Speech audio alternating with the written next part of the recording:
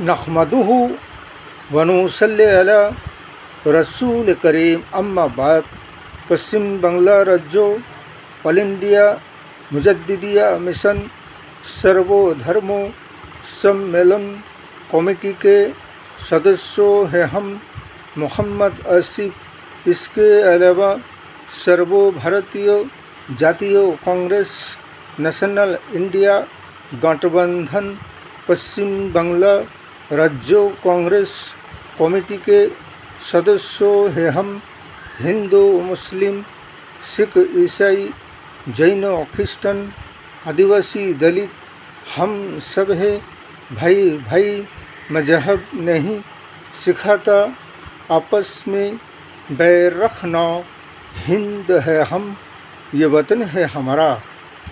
हमने बहुत से ऐसे बेईमानों को देखे हैं, लेकिन ये भारतीय जनता पार्टी बीजेपी शासक दल के कुछ लीडर नेता और मुख्यमंत्रियां और उनके कर्मी समर्थक हैं।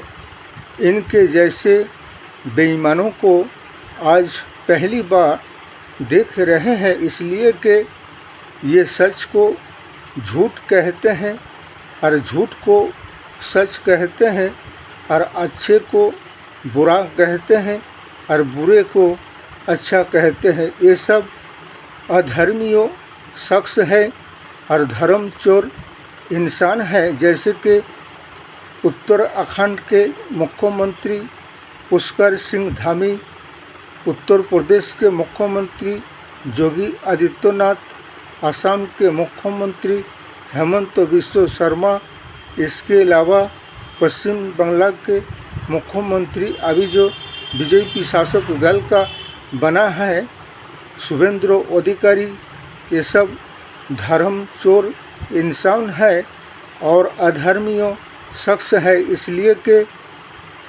किसी की धर्म को बुरा कहना और उसके ऊपर उंगली उठाने से पहले उसे ये देखना पड़ेगा कि वो धर्म के बारे में कितना अपना ज्ञान रखता है।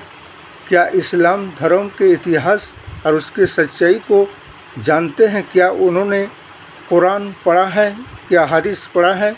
पुष्कर सिंह धामी से पूछना चाहता हूँ, आदित्य योगी से पूछना चाहता हूँ और हेमंत बिश्व शर्मा से पूछना चाहता हूँ और पश्चिम बंगाल के मुख्यमंत्री शुभेंद्र अधिकारी से पूछना चाहता हूँ, क्या तुमने कभी कुरान पढ़े हो? क्या हदीस पढ़े हो?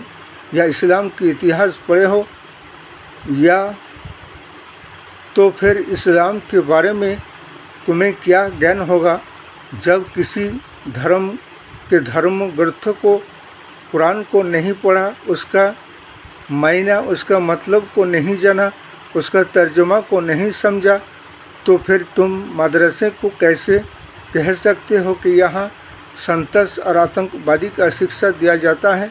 जब तुम्हें किसी धर्म का ज्ञान ही नहीं है व उसके बारे में तुम जानते नहीं, तो फिर किसी धर्म को कैसे तुम बुरा कह सकते हो?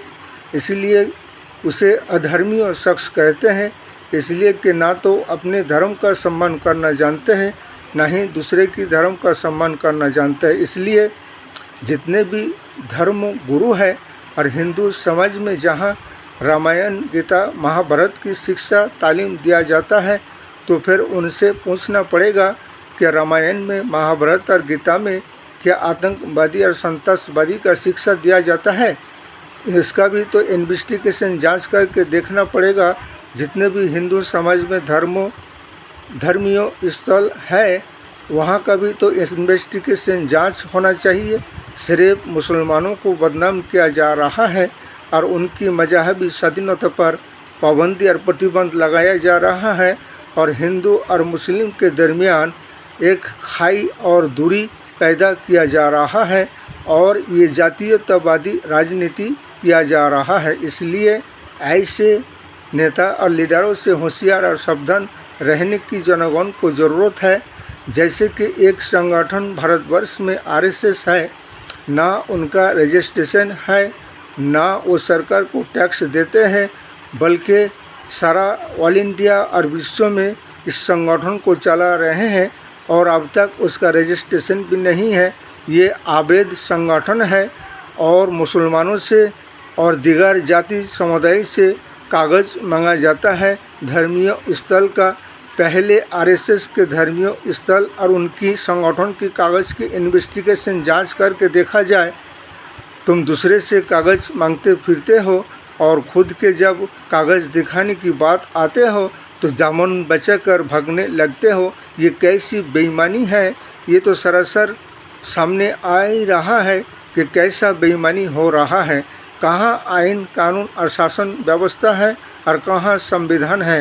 ये तो सरासर संविधान के खिलाफ काम हो रहा है।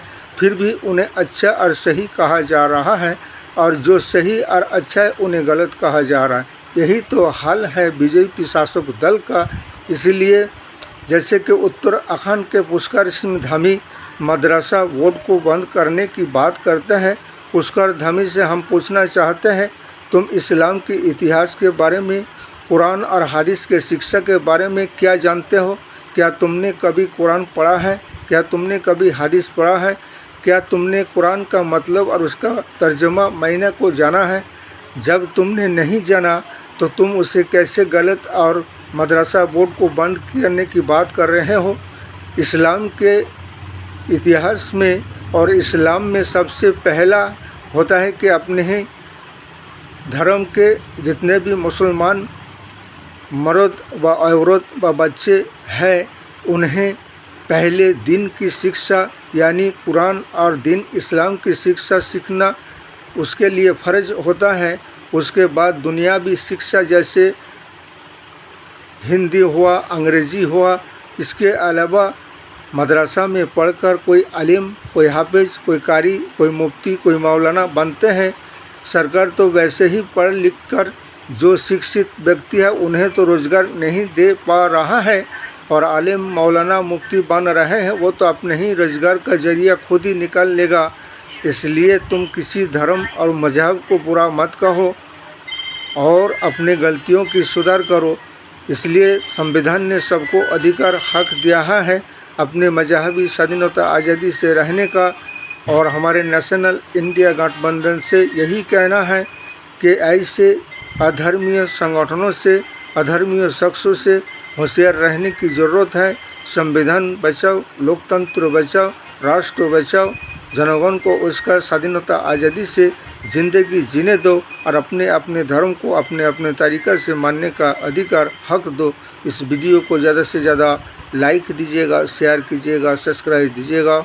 जय हिंद, जय संविधान, जय भारत।